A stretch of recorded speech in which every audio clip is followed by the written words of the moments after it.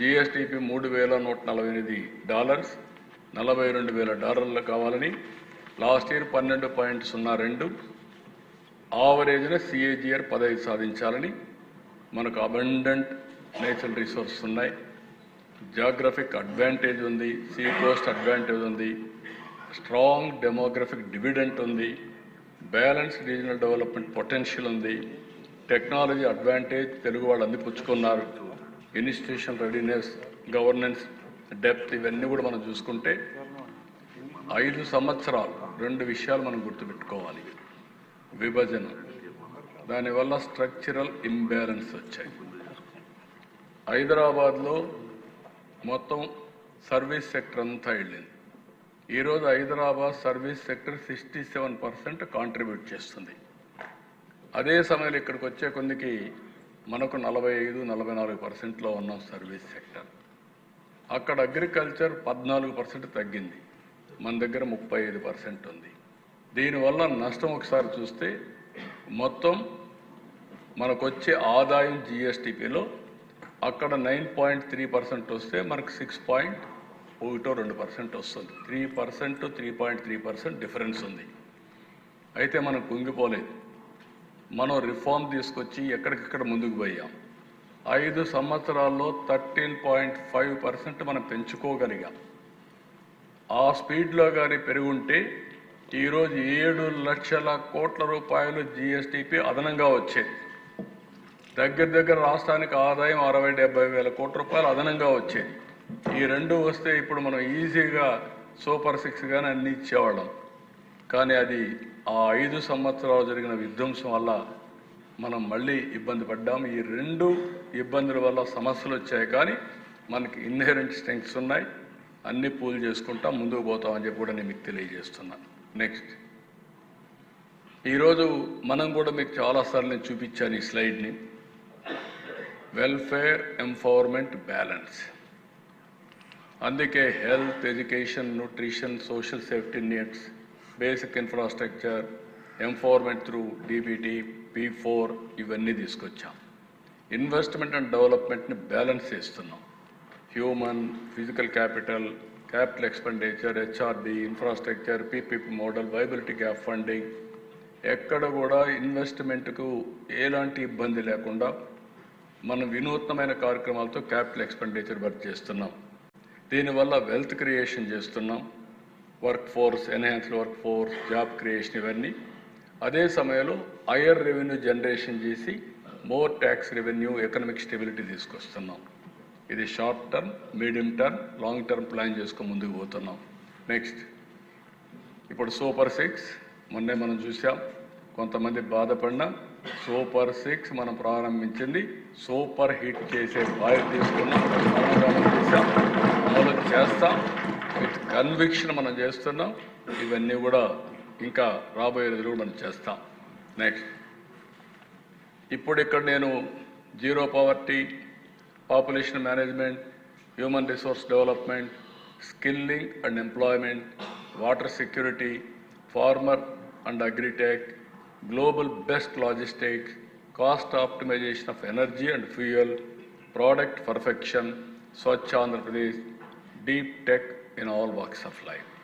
ఇవి ఏవైతే 10 ప్రిన్సిపల్స్ పెట్టుకున్నామో ఈ 10 ప్రిన్సిపల్స్కి బిగ్ రిలీఫ్ వస్తుంది. ఇప్పుడు ఈ జిఎస్టీ రిఫార్మ్స్ వల్ల ఆల్ 10 ప్రిన్సిపల్స్ కూడా ఇంకా పెద్ద ఊపు వచ్చి మనం ముందుకు పోయే అవకాశం వస్తుంది. అది ఊరికి ఎగ్జాంపుల్స్ అని ఒకసారి చెప్తాను. నెక్స్ట్, ఈరోజు మీరు చూస్తే జీరో పావర్టీకి ఫుడ్, కిచెన్ ఐటమ్స్ బాగా రేట్లు తగ్గాయి, పర్సనల్ కేర్, హౌస్ హోల్డ్ రేట్లు తగ్గాయి, కన్జ్యూమర్ ఎలక్ట్రానిక్స్ అప్లయన్సెస్ బాగా తగ్గాయి. Population management, human resource development, health care and మెడిసిన్కి అయితే ఇన్సూరెన్స్ వల్ల అందరికీ ఆరోగ్యం మెరుగు చేసే అవకాశం వచ్చింది.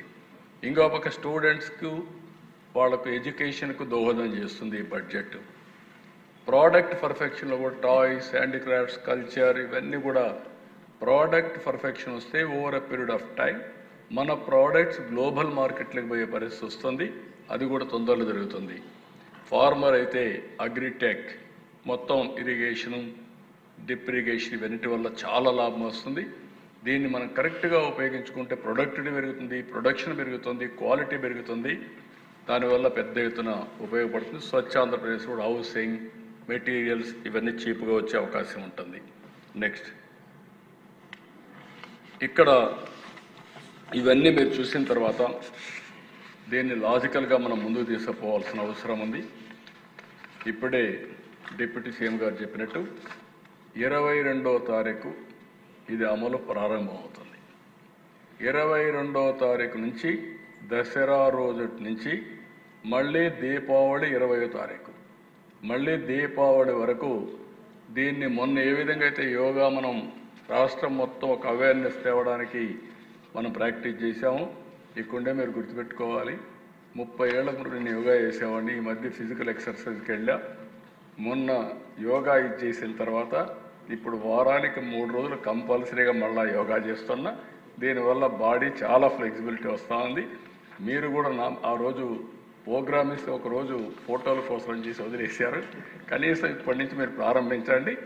It will give so much of strength and relief కూడా ఇవన్నీ వస్తాయి. అందుకే every household, every village, every business establishment రాష్ట్రం మొత్తం అవేర్నెస్ తీసుకొచ్చేట్టుగా ఈ రిఫార్మ్ని సద్వినియోగం చేసుకున్నట్టుగా దీనివల్ల next level of development growth వేడుగా మనం చేయాల్సిన అవసరం ఉంది. దీనికోసం ఒక క్యాబినెట్ సబ్ కమిటీ వేస్తాం. 22న యాక్షన్ ప్లాన్ తయారు చేస్తాం. ఎమ్మెల్యేలు, ఎంపీలు అందరూ దీంట్లో ఇన్వాల్వ్ అవుతున్నారు. మీరు అందరూ కలిసి చేయాల్సిందిగా మరొకసారి కోరుకుంటూ, ఇది మనందరం కూడా మొన్న యోగా ఎట్లా చేశామో ఆ విధంగా చేయాల్సిన అవసరం ఉంది. నెక్స్ట్,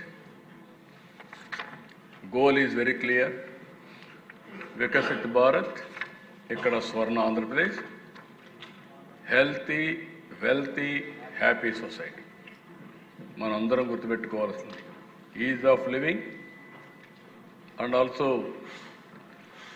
ఆరోగ్యం, ఆదాయం, ఆనందంగా ఉండే సొసైటీని మనం ప్రమోట్ చేయాల్సిన అవసరం ఉంది. ఈ సందర్భంగా ఈ మూటికి కూడా పెద్ద ఎత్తున జిఎస్టీ రిఫార్మ్ ఉపయోగపడుతుందని చెప్పి నేను మీకు తెలియజేసుకుంటూ, ఇప్పుడు ఇలాంటి రిఫార్మ్ వచ్చినప్పుడు మనం కూడా లీడ్ తీసుకోవడమే కాకుండా మన అసెంబ్లీ ద్వారా దీన్ని పూర్తిగా ఆమోదించడమే కాకుండా దీనికి కారకులైన ప్రధానమంత్రి గారిని మనస్ఫూర్తిగా అందిస్తూ ఈ అసెంబ్లీ ఒక తీర్మానం పాస్ చేయాల్సిన అవసరం ఉంది. నేను చదివి వినిపిస్తాను, మీరు కూడా అందరూ దీన్ని వినాల్సిందిగా నేను కోరుకుంటూ, the Andhra Pradesh legislative assembly conveys its warm appreciation and heartfelt congratulations to the Honorable Prime Minister of India, Sri Narendra Modi ji, on the landmark decision taken by the 56th GST Council regarding GST rate rationalization. This visionary step in simplifying and rationalizing the GST structure will directly benefit the common man, reduce the compliance burden on businesses, and enhance transparency in the tax system. The reforms carried out in the last 11 years under the leadership of the Prime Minister gave a tremendous boost to welfare and development, and now we have embarked on the next generation reforms. This historic reform will further strengthen cooperative federalism, promote ease of doing business, speed of doing business, and support labor-intensive sectors. It will boost consumption, drive investment, and contribute to the sustained growth trajectory of our nation's economy. These reforms will usher in growth of Indian companies, leading to Swadeshi consumption pattern. In the future, this will make Indian brands become global. We also thank the Honorable Union Finance Minister Srimati Nirmala Sitharaman ji for her exemplary leadership in securing unanimity in the GST Council for these reforms.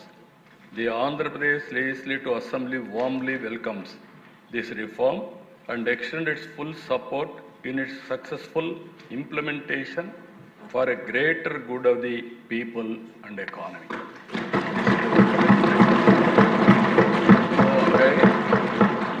మనందరం కూడా ఇలాంటి చరిత్రలో ఒకసారి కొన్ని సంఘటనలు జరుగుతూ ఉంటాయి. కొంతమంది చరిత్రలో జరిగే సంఘటనలు అర్థం చేసుకోలేరు, కొంతమంది దాన్ని సహకరించలేరు. ఆ పరిస్థితుల్లోనే ఈరోజు అపోజిషన్ పార్టీ ఉంది. ఈరోజు మనం ఒకసారి చూస్తే ఏ రాజకీయ పార్టీ అయినా ఒక బాధ్యతగా ప్రవర్తించాల్సిన అవసరం ఉంది. ఎందుకు నేను ఈ మాట వాడుతున్నానంటే, చరిత్ర అనేది ఒకరితో రాలేదు, ఒకరితో ముగిసే పరిస్థితి రాదు. సమాజ హితం కోసం రాజకీయ పార్టీలు ప్రజల పక్షాన్ని ఎప్పటికప్పుడు వాళ్లకు చేతనైనంత వరకు సహకరించాల్సిన బాధ్యత ఉంటుంది. ఈరోజు ఇలాంటి ఒక బ్రహ్మాండమైన రిఫార్మ్ ఈ దేశంలో వస్తూ ఉంటే, ఈ రిఫార్మ్ను అర్థం చేసుకుని దాన్ని సహకరించాల్సింది పోయి అసెంబ్లీకి రాలేదంటే వాళ్ళ దురదృష్టం, వాళ్ళకు ఎవరికి అర్థం కాదు. నేను ఇక్కడుండే ఎమ్మెల్యేలందరినీ కోరుతున్నా, ఎమ్మెల్యే అనే వ్యక్తి అసెంబ్లీ ద్వారా ప్రజా సమస్యల్ని రేజ్ చేయడమే కాకుండా భవిష్యత్తులో ప్రజలు ఏ విధంగా ఉండాలి అనేదానికి పాలసీలు నిర్దేశించాల్సిన బాధ్యత మనందరిపైన ఉంటుంది. మీరు గుర్తుపెట్టుకోవాల్సిన దిశ, ప్రధానమంత్రి గారు 11 ఏళ్లలో 10వ లార్జెస్ట్ ఎకానమీ నుంచి 3వ లార్జెస్ట్ ఎకానమీకి తీసుకొస్తారు. ఇప్పుడు 4వ లార్జెస్ట్, రేపు 3వ లార్జెస్ట్కి వస్తారు. అదే మరి ఆయనకు ఒక ఎయిమ్ కూడా ఉంది, నెంబర్ 2 కావాలి, నెంబర్ 1 కావాలి. ఒక పబ్లిక్ పాలసీ ఎంత పవర్ఫుల్ అంటే 95 ప్రాంతంలో మనం నాలెడ్జ్ ఎకానమీకి ప్రాధాన్యత ఇస్తే, ఈరోజు హైయెస్ట్ పర్ క్యాపిటా ఇన్కమ్కు చిరునామా ఏదంటే తెలంగాణ రాష్ట్రం. మోస్ట్ లివబుల్ సిటీ ఏదంటే తెలంగాణ రాష్ట్రం. ఒక ఐటీ పాలసీ వల్ల మీరు చూస్తే ఈరోజు ప్రపంచం మొత్తం తెలుగు వాళ్ళు వెళ్ళారు. ఎక్కడ తెలుగువాడున్నా నెంబర్ 1 పర్ క్యాపిటా ఇన్కమ్ ఎవరిదంటే తెలుగువాడు సంపాదించే పరిస్థితికి వచ్చారు. ఇవన్నీ 25 సంవత్సరాలు. అలాంటి రిఫార్మ్స్ తీసుకొస్తే తప్ప మనం ఇది సాధించలేము. ఆ రోజు కూడా నన్ను ఎగతాళి చేశారు, చాలామంది ఎగతాళి చేశారు. ఐటీ తిండి పెడుతుందా, ఐటీ ఎందుకు అని ఇది చేశారు. అప్పుడు ఇంజనీరింగ్ కాలేజ్ చేసి ఇంజనీరింగ్ కాలేజ్ ఏం చేస్తావు, ప్రైవేట్ కాలేజ్ ఎందుకు పెట్టాలి, గవర్నమెంటే పెట్టచ్చు కదా, ఇవన్నీ కూడా విమర్శలు వచ్చాయి. ఆ విమర్శలకు నేను కానీ భయపడి ఉంటే ఈరోజు హైదరాబాద్ నమూనా ఉండేది కాదు, తెలుగువాడు ప్రపంచం మొత్తం రాణించేవాడు కాదు. అందుకే ఇలాంటి రిఫార్మ్ని స్వాగతించాలి, లేకుంటే అర్థం చేసుకోవడానికన్నా ప్రయత్నం చేయాలి. ఈ రెండు లేకుండా పోవడం బాధాకరం. ఇక్కడే ఎమ్మెల్యేస్ అందరినీ కోరుతున్నా, మీరు గుర్తుపెట్టుకోవాల్సింది assembly is a learning centre. కొత్తగా వచ్చిన ఎమ్మెల్యేలు ఎక్కువ సమయం కూర్చోవాలి. ఈరోజు బీఏసీలో కూడా ఒకటి రిక్వెస్ట్ చేసి ఒక నిర్ణయం, ఉదయం 10 to 5, 1 to 2 lunch break, 2 to 5 మళ్ళా సమావేశం అవుతాం. ఈ 6 గంటలు మనసు పెట్టి మీరు ఇక్కడ కూర్చోవాలి, లోపల కూర్చోవాలి, సమస్యలను అర్థం చేసుకోవాలి. మంత్రులు కూడా బాధ్యతగా లోపల ఉండాలి. అదే సమయంలో ఆఫీసర్లు కూడా ఈ గ్యాలరీలో ఉండాలి. ఆ సబ్జెక్ట్ వచ్చినప్పుడు ఆఫీసర్లు కంపల్సరీగా ఉండాలి. బాధ్యతగా మనందరం ప్రవర్తించాలి. ఈ అసెంబ్లీ ఇక్కడుండే 170